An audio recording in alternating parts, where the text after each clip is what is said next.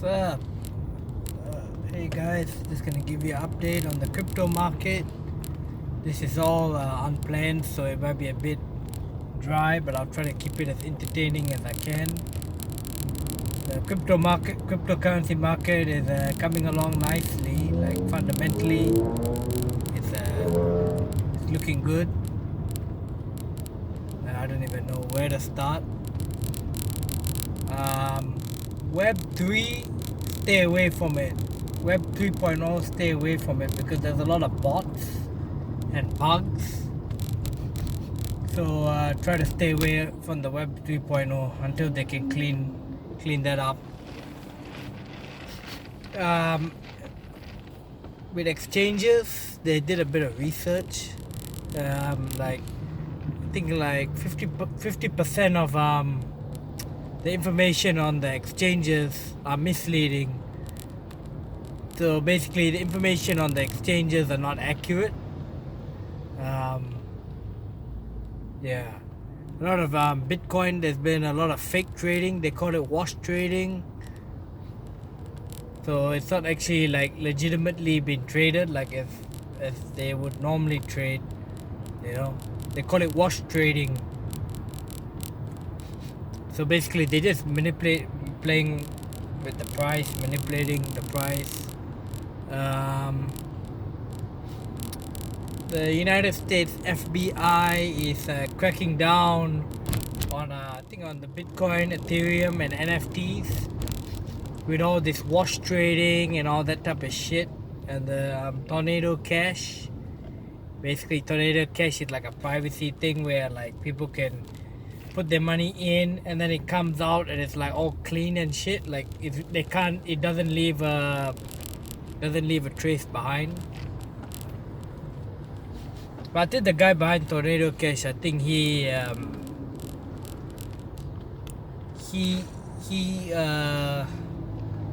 think he got arrested, I think. Yeah. But as far as regulations is coming along nicely. I think ISO 222 is coming live in November 2022. So who knows, man? We might get some popcorn action on that. You know, hopefully, XRP goes up. Or the ISO cryptos. Hopefully, we could get some good price action on that. Be good.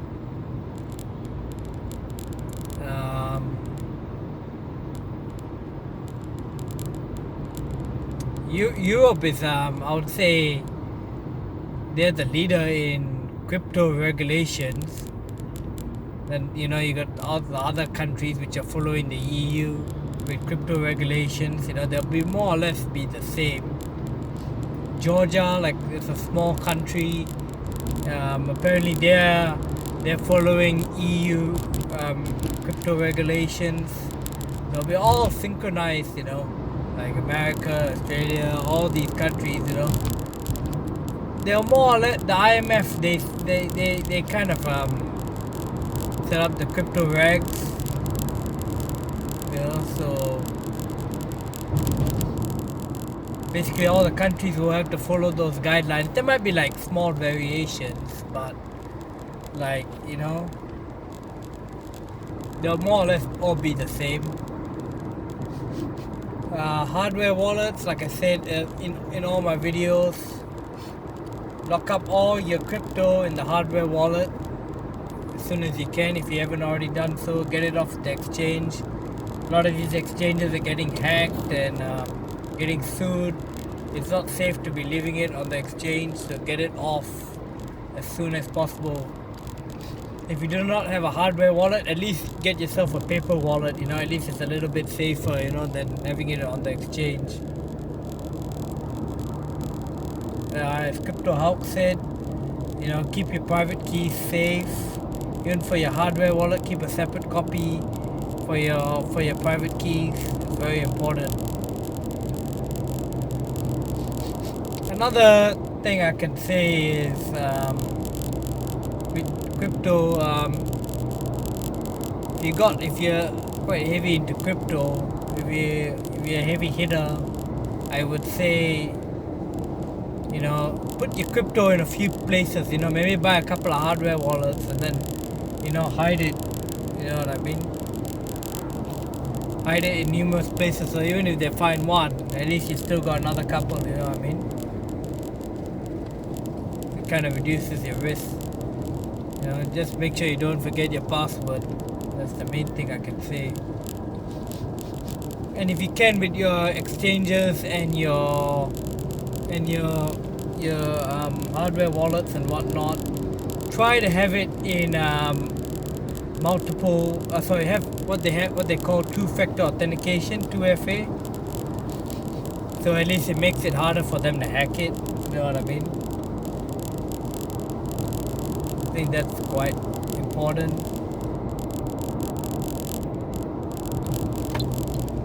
What else can I add?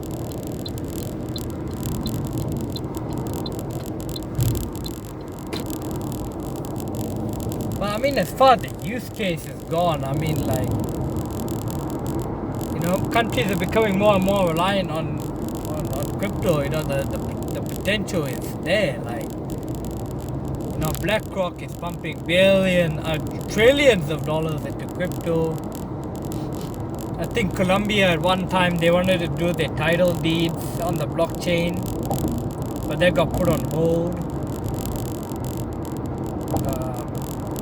I think like with NFTs for like car ownership, they want to use like non-fungible tokens as a proof of like ownership that you own the car.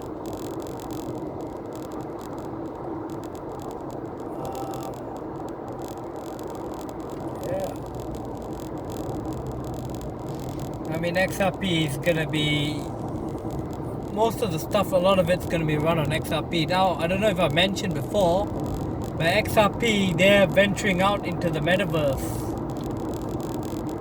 with the whole play to earn and all that type of shit. Like, you know, they're getting more. They're not just doing cross border payments. You know what I mean? They're doing other stuff as well. You know what I mean? I still think, like, I mean, XRP, man, it's so cheap. Now's the time to be buying up while you can. Because I don't think we have too long till it moons, like, you know. Maybe you can buy yourself 1,000 XRP, sit on it, at least you got something, you know what I mean?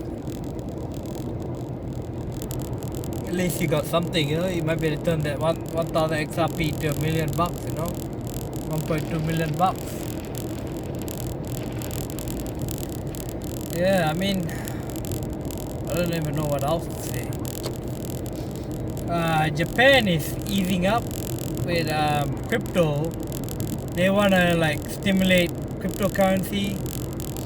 So apparently they're like allowing like tax-free exemptions on cryptocurrency in Japan. Like you don't have to pay capital gains tax, because I think they want to like stimulate the economy and like shit like that, you know what I mean? They want to increase crypto adoption, so they're allowing people to cash out their crypto tax-free with no capital gains tax. You know what I mean? Because I think Japan, they got like an aging population, and they're like, the economy is like really far behind according to what Crypto Hulk said in his video. So like, yeah. Another thing that I found out with Australia's stablecoin, it's done through a group called Novati Group. They use Australian for their Australian stablecoin. They use Ripple and Stellar Lumens. So I just learned that recently, and I think, funnily, I think that the Australian stablecoin is coming out in November, which is funny because ISO 222 goes live in November. So at the time of the shooting of this video, Now it's September. You know, you only got 2 months to buy all your crypto, you know what I mean? So it's best you get your crypto as soon as you can, because you do not have a lot of time, you know. I mean, the stuff is coming along really quickly, you know what I mean? Yeah. What else can I add? Kind of like idea, like once we make our money with the ISO 222s, you know, I'm thinking about venturing out into the metaverse, you know, like perhaps maybe get some like metaverse tokens, you know, like Sandbox, Decentraland, you know, shit like that. Because now they got metaverse ETFs. Australia's got a metaverse metaverse ETF fund. Yeah, in Australia.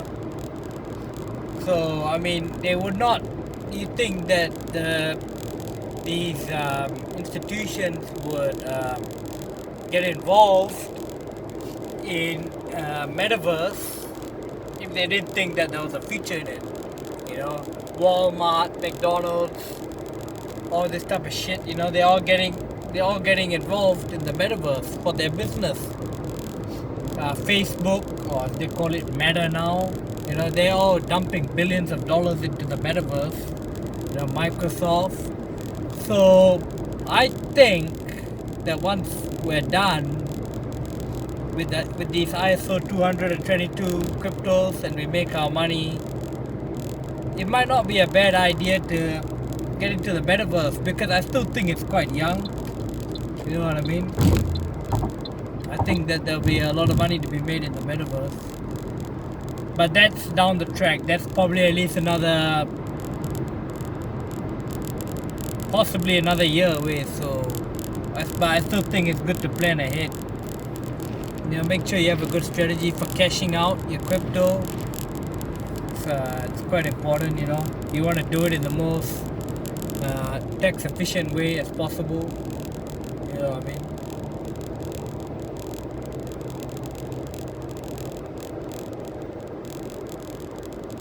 You want to find a country.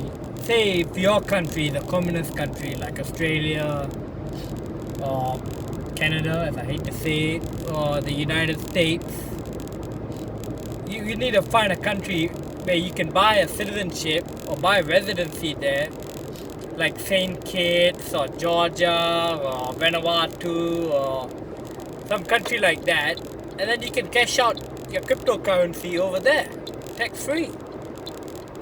You know, you'll save hundreds, thousands, maybe even millions of dollars on capital gains tax when you can pull it out for free. You know what I mean? Because things might get bad in your country. You know what I mean? You never know. Because the banks, they don't want us to get rich off crypto, you know what I mean? Because they want to gobble up all this shit for themselves, you know? And not to mention, BlackRock and Coinbase, they have a partnership together. So, and these companies these are big companies, you know what I mean? If you're into stocks and all that, like, it might not be a bad idea to go and buy yourself some Coinbase stock, you know what I mean? If you're into stocks, you know, you want to spread your risk out. As Crypto Hawk says, and what I also say, buy some gold and silver, just in case things, when we transition to the new system and the Black Swan event, you know, they might phase out cash. You know, ATMs, you might not be able to access cash. Make sure you have some gold, physical gold and silver on you, you know what I mean? Think of it as an insurance policy. It's quite important, you know what I mean? Yeah, anyway, I'm going to leave it at that. If you got any questions, I'm more than happy to help out. You know what I mean? Anything cryptocurrency related, I can help you out. Just leave a question behind. if you subscribe and like the channel, it's not gonna benefit me, but it might benefit someone else. You know, it might change someone else's life. It might, you know, it might actually benefit somebody else. So, you know, it'd be greatly appreciated if you can like and subscribe to the channel and leave a comment. You know, because I'm not doing this for my benefit. I'm doing this, you know, to give back to society. So, you know, the least you can do is, you know, at least like and subscribe. I'm not asking for much, and it's not for my benefit. It's for everyone else. You know what I mean? So, yeah. Anyway, I'll leave it at that. Thanks a lot, guys. Hopefully, you learned something.